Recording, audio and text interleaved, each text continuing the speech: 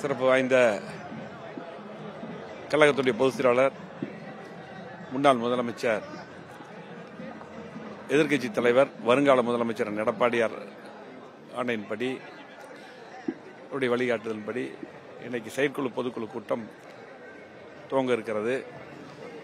இந்த கூட்டத்தை பொறுத்தளவுக்கு இன்னைக்கு அனைவருமே, ஒட்டுமொத்த தமிழ்நாட்டு மக்களும் மிக எதிர்பார்ப்புடன் இருக்கிறார்கள்.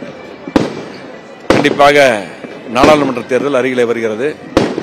நாடாளுமன்ற தேர்தலில் எடப்பாடியார் தலைமையிலே இப்ப இருக்கக்கூடிய சூழ்நிலையிலே திராவிட முன்னேற்ற கழகம் மக்களிடம் மிக அதிருப்தியில் இருக்கிறது.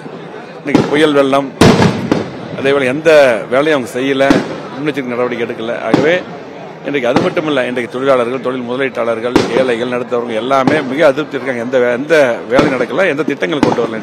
எனவே எடப்பாடியார் எப்ப முதலமைச்சர் வருவான்னு எதிர்பார்த்திருக்காங்க. இப்ப நாடாளுமன்ற தேர்தல் வருது. ஆகவே இந்த பொதுக்குழுவில் மக்களுக்கான பல தீர்மானங்களை நிறைவேற்றக்கூடிய சூழ்நிலை இருக்கிறது. தமிழ்நாட்டு மக்களுடைய நலன் சார்ந்த தீர்மானங்கள் நிறைவேற்றக்கூடிய சூழ்நிலை இருக்கிறது. அதே போல நாடாளுமன்ற தேர்தலில் எடப்பாடி தலைமையில் 40 வெல்வோம். அதே போல வருகின்ற சட்டமன்ற தேர்தலில் எப்ப சட்டமன்ற தேர்தல் வந்தாலும் எடப்பாடியார் தலைமையில் 200 தொகுதிக்கு மேல் வெற்றி பெற்று எடப்பாடி முதலமைச்சர் வருவார். அப்போதுதான் தமிழ்நாட்டுக்கு விடிவாளும் என்று மக்கள் இன்றைக்கு எதிர்பார்த்துக் கொண்டிருக்கிறார். அது நடக்கும். அதுக்கு முன்னோடியாக இந்த பொதுக்குழு நடந்து கொண்டிருக்கிறது. நன்றி. செய்திகளை உடனுக்குடனும் துல்லியமாகவும் தெரிந்து கொள்ள சப்ஸ்கிரைப் பண்ணுங்க.